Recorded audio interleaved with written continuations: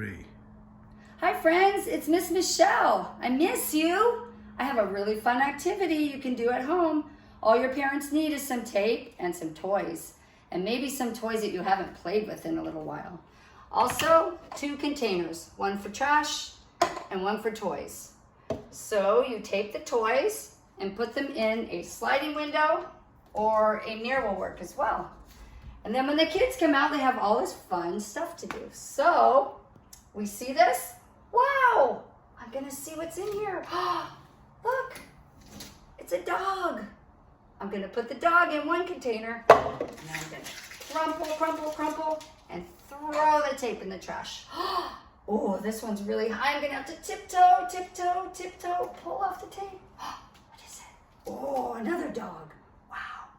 Put the dog in one container, crumple. And on and on and on. The kids can keep doing this. They'll have so much fun. You can put as many as you want, as little as you want. And make sure they crumple up the tape, throw it in the trash, and then they have all these fun toys to play with later.